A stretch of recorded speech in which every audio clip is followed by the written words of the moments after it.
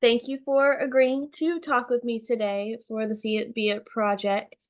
Um, I know who you are. A lot of people know who you are, but would you mind just introducing yourself, telling us your name, where you're from, that kind of thing?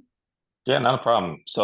My name is Trevon Jenifer. I am from the state of Maryland, currently residing in Virginia. And I was born with a disease called congenital focal, which means basically I was born without any legs.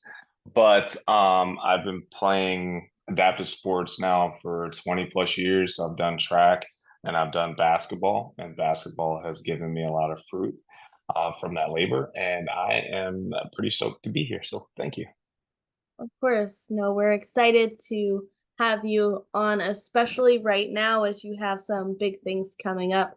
So let's just jump in and tell us about your exciting next few weeks. Yeah, so we're getting ready to take off here for Paris, and this will be my fourth Paralympic Games in wheelchair basketball. And I'm pretty pumped. I mean, after watching the Olympics and all of their games and all of their medals and success, and it's like, it makes you eager to want to go out there and play yourself. So we're pretty jam-packed here right now, trying to prepare and get ready to go, but we're pretty excited. That's awesome. So your family will be going with you. Yeah, this will be the first Paralympic Games that the whole family will get to go. So they'll be coming out a little bit later after we get out there. But it's going to be awesome, especially coming off the transition from Tokyo where you had no family, no fans in the stands. And so it's just going to be awesome to have that, family feel, the environment of the games there back again. And I'm eager to get there. For sure. Well, I mean, I know this is kind of like a reporter question, but tell me how excited you are for the energy of this Paralympics, as it's, not a COVID Paralympics. Yeah, I think the biggest thing about Tokyo that hit every person was that, like, you know, being at like a free throw line and it being dead silent. I remember that. It's an eerie feeling, right? With COVID, no fans in the stands, having to go through COVID protocols, because we had close contact with one of the teams that we played. And so then we had to go into like a different kind of quarantine testing every day and things of that nature. And so we were pretty bummed, right? Our opening ceremonies where you're used to like chants of your country coming out, and again it's different because no one's in the stands this time. Oh, I mean, in Bercy Arena where we're going to be playing, they're saying that 20,000 fans can fit in there. So like if you can imagine playing again in these countries, having family in the stands, like that in and of itself is going to give the energy game from warm ups to tip off to end the game. I mean, that's one of the things that I'm most like looking forward to. For sure.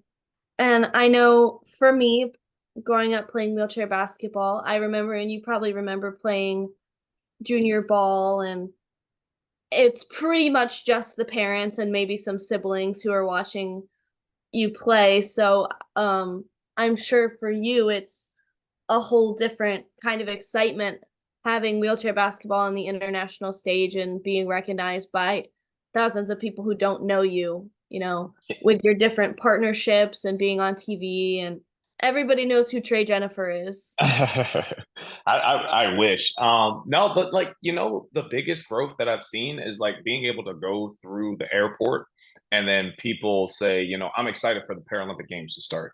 And so like they're understanding like when the Paralympic Games are, they're understanding like the difference between the Paralympics, the Olympics, Special Olympics. So like that in and of itself means that our sport and our community as a Paralympic movement is growing. And I mean, like you said, I couldn't imagine being in a gym when I was in juniors between the ages of like 4 and 12 with family in the stands to now thousands of people in the stands. And it's a great trajectory to see where the games are going and where it will be in the future. For sure. That's awesome. So, I guess I'd like to know now, what do you do for work outside of Team USA? I know a lot of Paralympians at the moment have to have another job. Um, a lot of Olympians don't, and that's probably something that we're hoping to see change. But I'm sure you love your job, so can you tell us about that as well? Absolutely. And I would also note that, like, wheelchair basketball has also given me the opportunity to be in the position to have a full-time job right now. I went to Edinburgh University of Pennsylvania, which is now called Penn West. But like that's where I got my start, where I got my degree. So I went to school there for 5 years, used all 5 years of eligibility to get my degree in criminal justice, and then went overseas for 2 years, and then got my master's in legal studies with a concentration in homeland security while I was playing professionally overseas.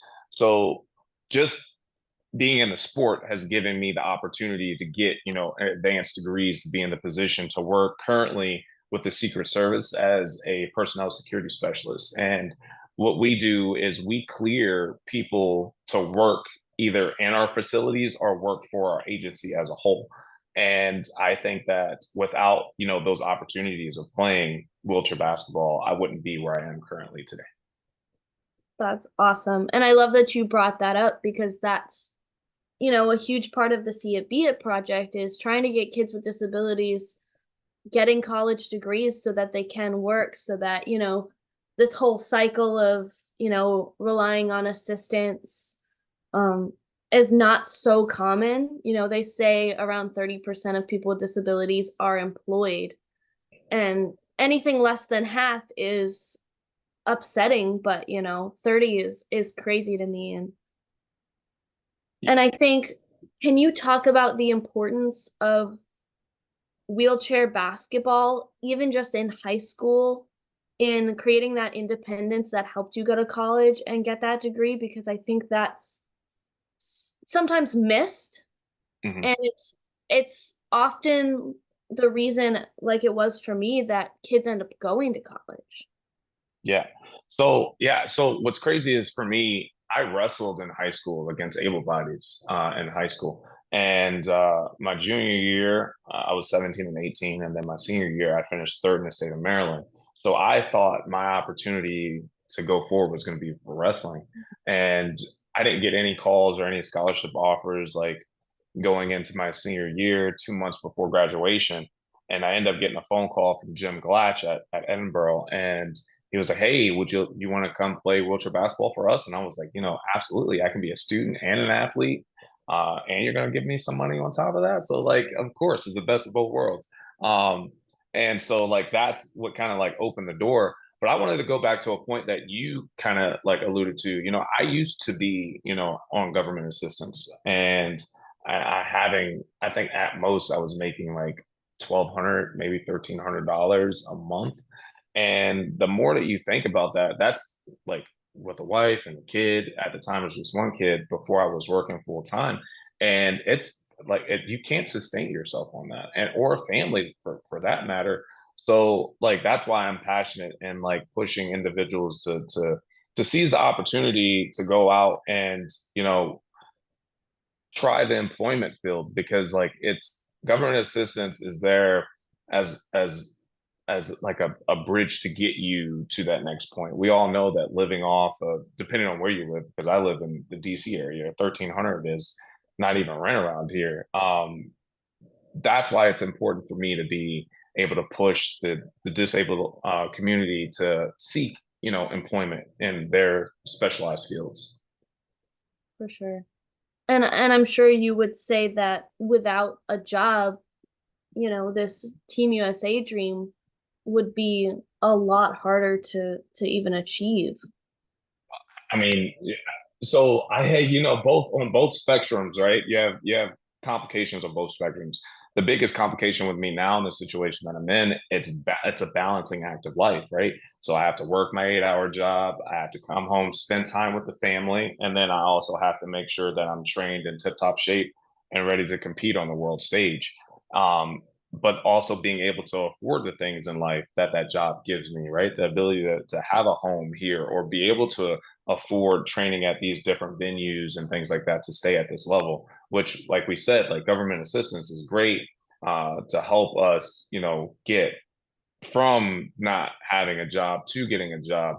But the biggest thing is, I think that with the disabled community being a big chunk of the unemployment um, spectrum is tough, right? And I think that what people don't realize is that being disabled spreads across all demographics, right? It doesn't matter about race, it doesn't matter about sex, religion, sexual orientation. None of that stuff matters when it comes to being a disabled, right? Everyone fits into someone in that community is disabled. So when you say that the largest portion of the unemployment rate is individuals with disabilities, what are we doing to change that is the biggest thing that I want to look forward to.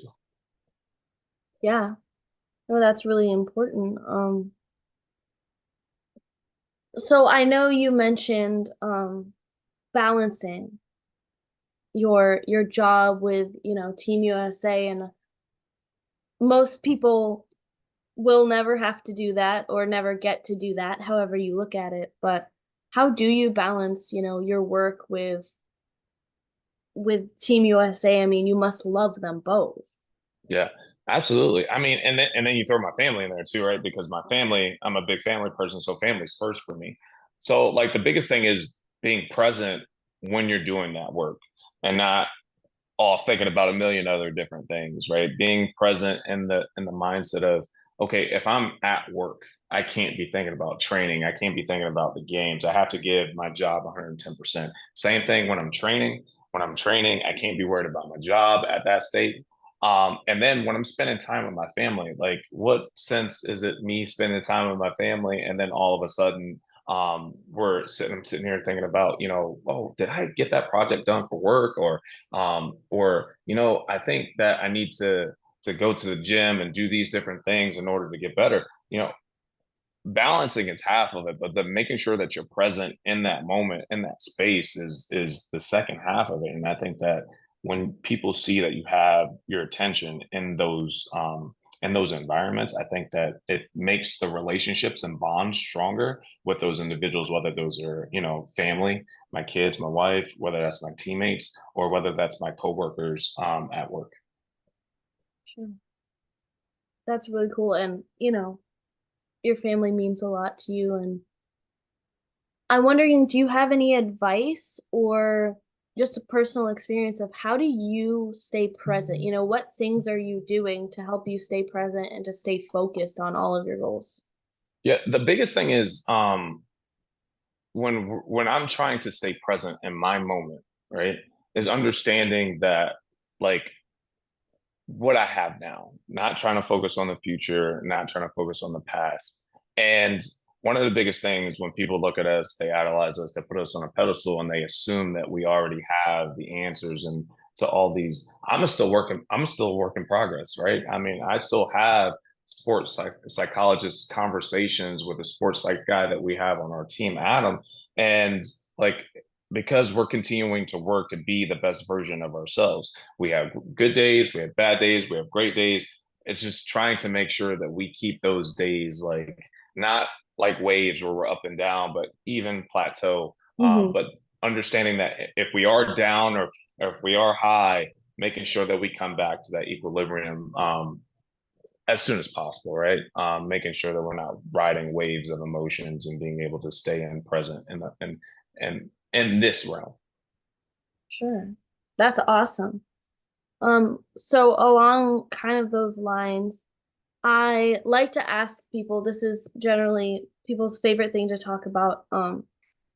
Why would you say you were drawn to the career path or the major that you chose? And why do you think you're so good at what you do? What keeps you in that career path? So I think the thing that drew me was the environment that I was around when I was growing up to the career that I'm going for and currently working in. One of the biggest things was I wanted to be in the military actually when I was growing up. My uncles were in the military. Um, and then when you find out you have a disability and you can't, join the military, you're thinking like next best thing. So like I wanted to be like a special agent, or I wanted to do something to help the community because that's just like the way that I was brought up. But then when you go through your schooling and you're doing all of these studying, and I was drawn into law, and then you take some like homeland security questions or courses, sorry, and then you're like drawn into that, and it started like pulling my interest. So that was like the things that like I've always been criminal justice from day one. You ask anyone, it's been criminal justice. That's where I wanted to do. Um, but then it started to streamline it as I started taking these courses and things like that to specialize my field in legal studies and homeland security when I got my master's. But the biggest thing I think that continues drives me currently is the fact that the things that I'm doing has an impact on the way that our agency is operated. And my goal eventually is to be one of the individuals that makes the decisions in our agency. So I'm still like climbing the ladder. I'm not, the best personnel security specialist that we have, but at the end of my career, I want to be the one that individuals in our agency are coming to with questions, and I'm the one that's coming up with these solutions and decisions as we're working in the security field. That's really cool. Um, what characteristics would you say, especially for maybe a kid who's watching this, maybe a high schooler thinking about what career path they want to do and they have no idea, what characteristics would you say that you kind of have, or what qualities would you describe that told you that this should be your field, you know? Yeah, some characteristics that I think are the most important, and it doesn't even have to be in the field of like security or criminal justice, is a great communicator, and that communicator is being able to listen to the things that are going on, the situations that are going on, but also being able to, voice your opinions or coming up with different mitigating factors that might have to the problems that we're having to solve. So that's huge, being a great communicator, being verbally written, and then nonverbal cues too, because I think nonverbal cues, those have greater impact than some of our verbal or written. And then the second one is leadership. I think being able to be a great leader, whether you're in a leadership role, like if you're a supervisor, first, second, third line supervisor, or if you are low on the totem pole, you're brand new working, you can lead no matter where you are. So being able to, step up and lead a group or be able to be a teammate in the midst of a teamwork environment, I think is very important as well. Yeah, you hit on that, and that makes me think back to wheelchair basketball and how many of those qualities that you use in your job do you use in wheelchair basketball, and a lot of overlap there. So I think Yeah, that's important to note as well. absolutely. And I think that's why some of the biggest reasons that like my agency goes out and recruits athletes, because we know what it's like to be in a team structure, right?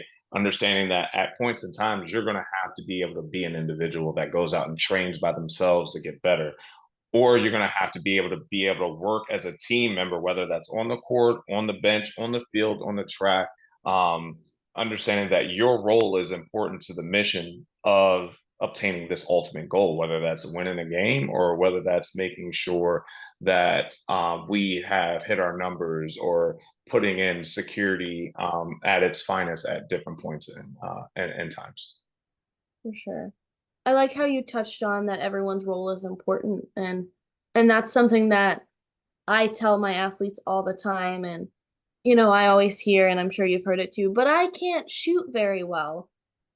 What's my role? And I think that must be important in the workforce as well. Maybe you don't have the characteristic that everyone should have, or you think that would be the best to have, but everybody has something to contribute to the team, and that must be super important on Team USA as well. Absolutely. And I think that you're a part of that team for a reason. Like, I think that you're selected to be a part of a team, whether that's in the corporate realm, public realm, or whether that's in sports, right? You're selected to be a part of that team for a reason. And to lean into those attributes when they're needed is is perfect for the team environment, right? But also being able to work on those weaknesses or those things that you don't do well when no one else is looking or when no one has eyes on you, I think is equally as important. Understanding that you've identified the things that you need to work on, and you're striving to be able to improve those weaknesses or those things that you think make you a better candidate for employment or as an athlete on the court or on the field. That's fantastic. So, I mean, you mentioned, working on weaknesses and things, and there's also this part about disability.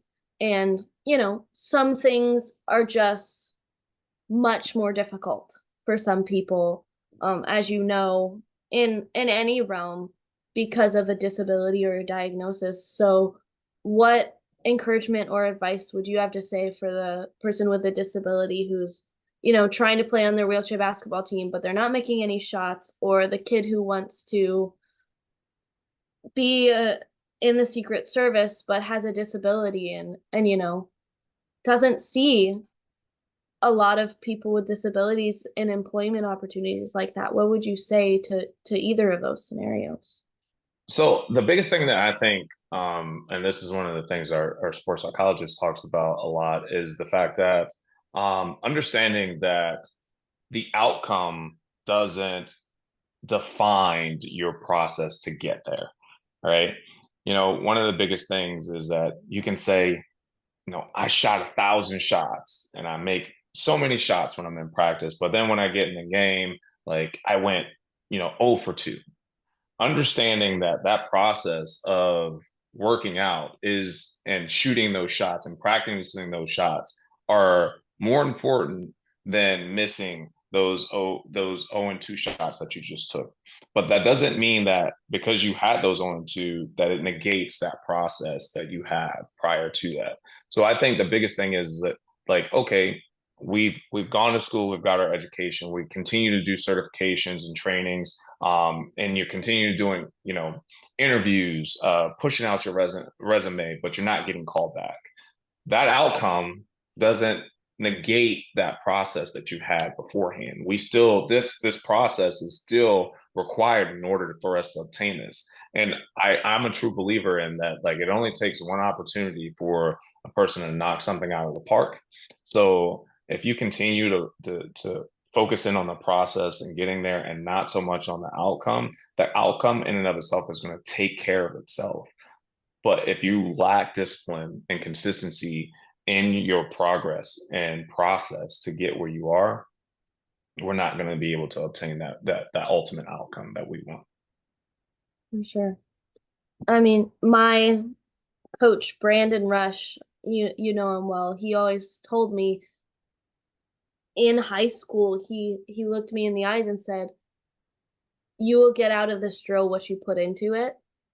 And I think I took that and kind of ran with that throughout the rest of my life. And, when I had an essay due, well, if I didn't put much work into it and I get a grade that I didn't want, well, I got what I put in. And I think that's kind of the gist of what you've been saying the whole time we've been talking is you really do, you get out of it what you put into it, that discipline and, being accountable to yourself is important. Absolutely accountable to yourself, but also accountable to the people that support you too. Because I think that's the biggest thing. People compare sports and their home life. I think it crosses boundaries. Like, when we do things, like, we're representing more than just ourselves, right? I'm out here when I play basketball, I'm representing my family, I'm representing my teammates, I'm representing the agency that I'm working for, I'm representing the people of the United States of America and Paris, right? Mhm. That's my representation when I'm playing basketball. There's no different when I'm out here trying to be a great law-abiding citizen as well, being here for my kids. Like, these are the different things. We're representing things that are more than just ourselves. And that's why I think that it's important for us to understand those accountabilities and responsibilities and put our best foot forward. Yeah, that's great. You mentioned your support system, and I'm sure that every person who's done something great, like go to the Paralympics or anything amazing, has a great support system. I mean, I know I have had a great support system to be able to do the things that I've done. So, can you tell me about your support system? Who is that? What does that look like? Is it just your family? Is it more than just your family? So I'm a big believer in it's not just your family, it's not just your blood that is your support system, um, or your family for that matter, right? I'm a firm believer that like once you've integrated into my inner circle, you're part of my family, right? You're no longer a friend, an associate, or someone that I just met. You are a part of my family.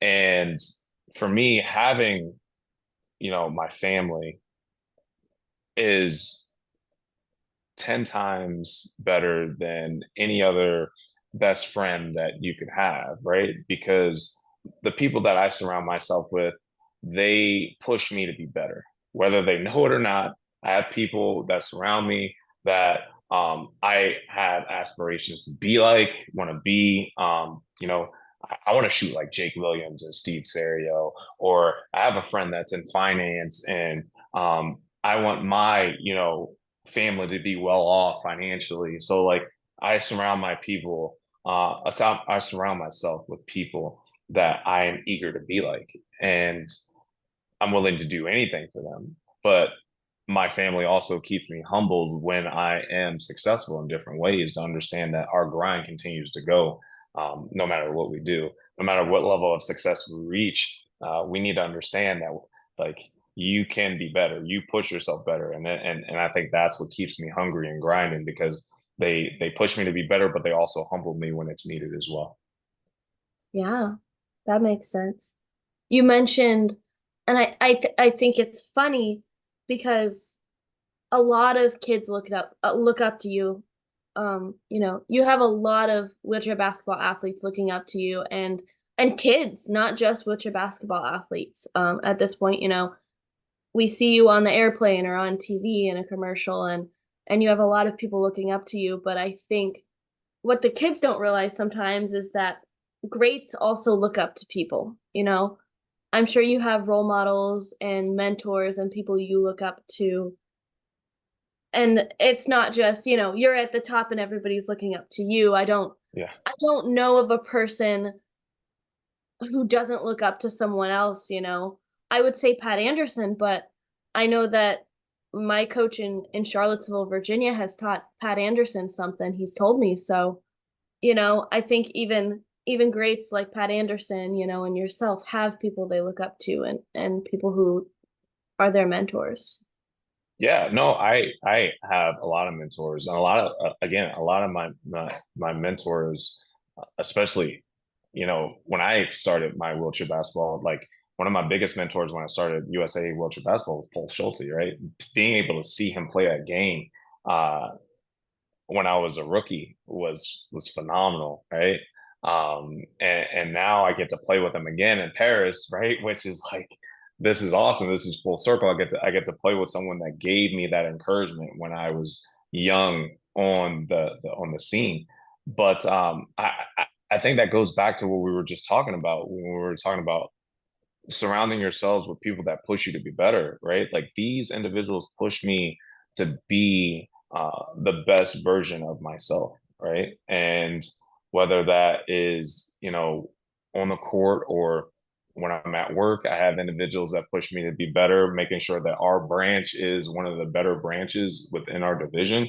Like it, those things make me be so far from complacent. It pushes me to try to be number one in everything that we do. That's why we hate to lose, and the only way to do that is surrounding yourself with people that push you to be that next version of yourself. Yeah. And I'm sure in Paris, you said for the first time you're going to have two little ones, watching and seeing dad on the world stage. And I know because, you coached camp with me last week, and your son wants to be exactly like you.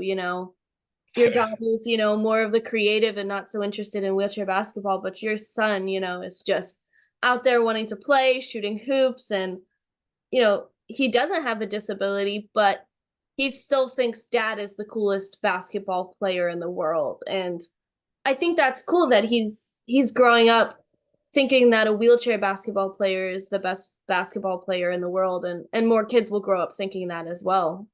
Yeah, you know what's crazy is that we were talking, my daughter the other day was watching a show, and there was an individual with a disability, and she goes, that person's fake. They're acting as if they're in a disability or have a disability.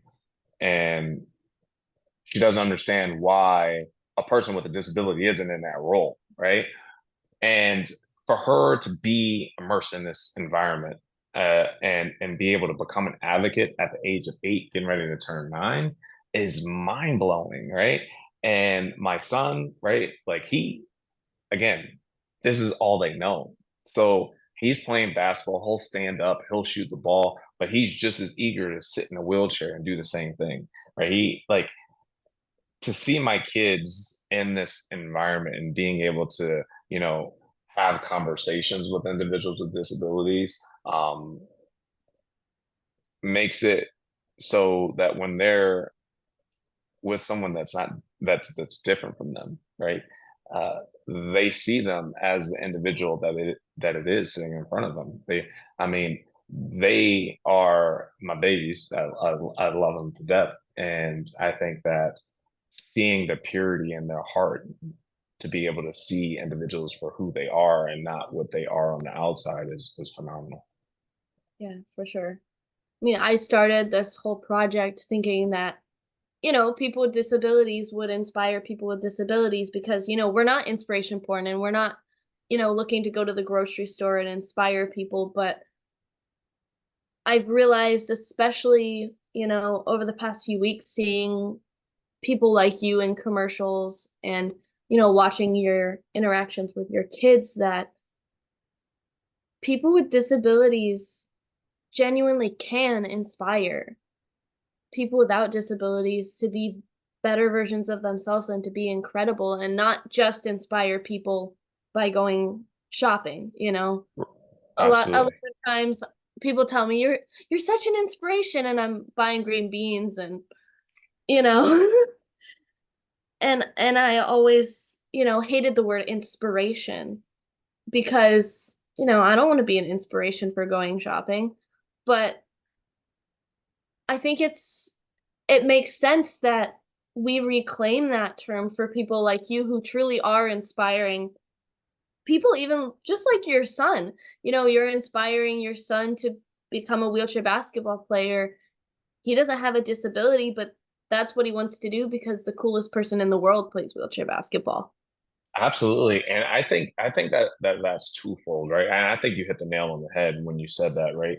Like, the things that I want to be inspired for are the things that ordinary people don't do on a daily basis, right? Like, if you're gonna be like Trayvon's inspirational, like, explain why I'm inspirational. Is it because like I'm one of a couple hundred individuals that are getting ready to go to Paris and play wheelchair basketball to see who's the top of the world right now? Like, that's completely different. If you look up to someone because they're in the NFL, because there's a pro, and there's like 3% of people that play, it's probably less than that, but people that play football make it to the pros. That's inspirational, right?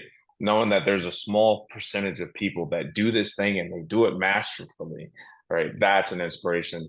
But someone like you said, grabbing green beans off the counter, well, we see people do that all the time. People get paid to do that, right? So we want to make sure that we're inspiring people for the right reasons. Hmm. And I'm sure you've heard of this. You know, I like to call it pity or Paralympian, where many non-disabled people see us as either, inspirations for buying things at the grocery store, or, you know, I have people ask me at the grocery store, why is it always in the grocery store? They'll ask me, and they always ask me, are you in the Special Olympics? And I nine times out of 10, they get it wrong and they say the Special Olympics or the Olympics, and often not the Paralympics. But even if they do, are you in the Paralympics? And, I say, no. And they say, why? You could. And I say, yes, I could, but I'm not interested. I don't Hmm. have the drive to do that.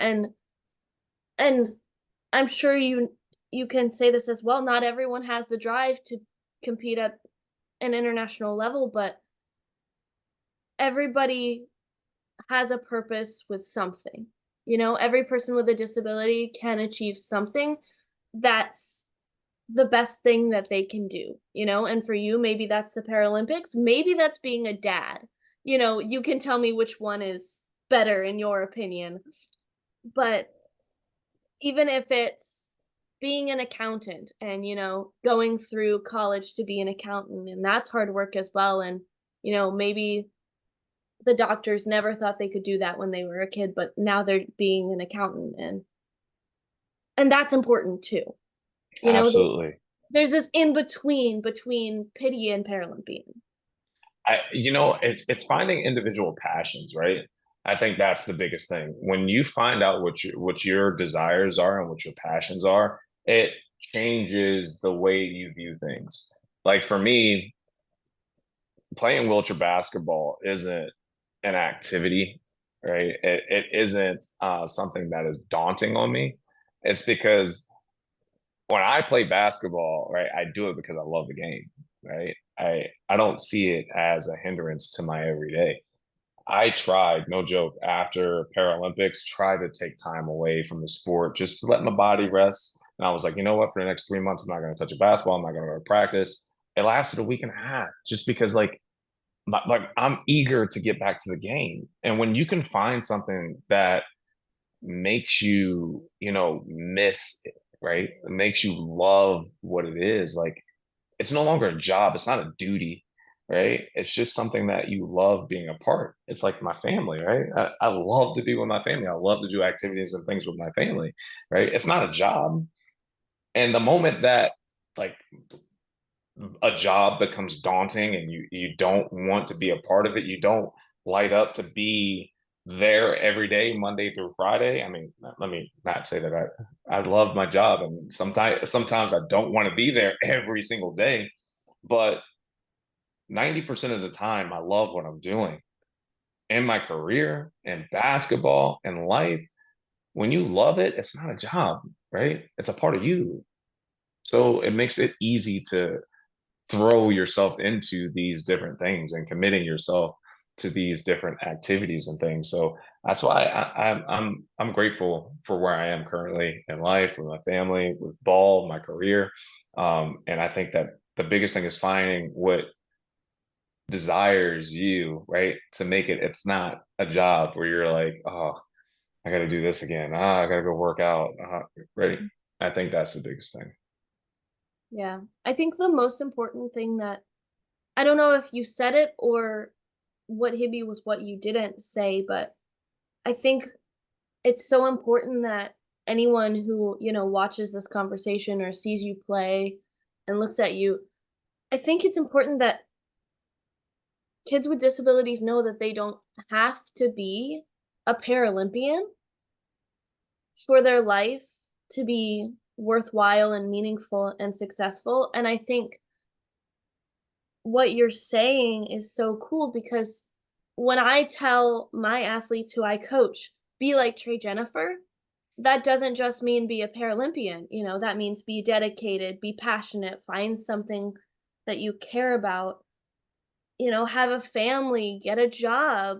And there's so many more sides to Trey Jenifer than Paralympics. And you get a lot of coverage about the Paralympics because it is incredible, but that's not the only thing that makes you and Paralympians like you incredible, but that often gets missed. So, I mean, I'd love for you to tell me is if there's anything else that, what are you passionate about that people aren't asking you about in interviews? What have you not gotten to talk about? I think the if we're gonna like obviously family, basketball, and all these things aside, if we're talking things that I'm passionate about. It's getting out the information that, you know, one of the biggest reasons that I'm in the field that I'm in today is because of Schedule A hiring in the federal government. And basically, what people don't understand is that um, with the federal government, they have Schedule A hiring, which allows individuals with disabilities to get a leg up, right? And they're not giving them, and they're saying, "Hey, Trey, here's Schedule A letter. You get this, signed by your physician or your OVR counselor, vocational rehab counselor, and then you got this job." That's not what they're saying, right? What it's basically saying is that they have a letter or form that's filled out by professionals, and you attach that with your resume, and it gets you 5 additional points in your hiring process, right? And it's not exactly 5 additional points, but like it helps it helps you be able to be seen in a stack of applications that reach the thousands. And it's not saying that I am less qualified or overqualified for the position. It's just making sure that your resume is one of the resumes that is reaching its final point. And if it's not for disability career fairs, which I attended, which the Secret Service was at, if it wasn't for the Schedule A, understanding that there are resources out there for individuals to be employed, and we have to take advantage of those. Um, I wouldn't be where I am currently. So like that's my biggest thing that I want to push towards, because I think that would change is going to change the dynamic, right? And understanding that we're continuing to evolve to be better, right? The ADA was created to help individuals with disabilities. Okay, what's the next step? Like that's the baseline, right? That's not the ceiling. There's a difference between the floor and the ceiling, and what we have currently is the floor. We continue to build off of that to make sure that we're getting where we want to be. Hmm. No, I've been kind of giggling recently because I've been visiting different places, getting to go out to LA, and everything's called ADA, you know? Like an ADA pass or an ADA ticket. Um and it makes me laugh because they don't want to say disability. They don't want to say necessarily, you know, accessible or whatever. They call it ADA.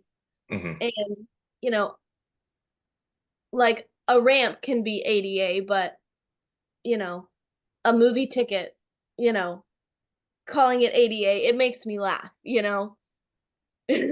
But it sounds like, at least in your job, that having a disability helps you, get seen in that particular circumstance. So the disability, it may not be the thing that gets you hired, but it's not a hindrance either. And I think that's really good for people to know.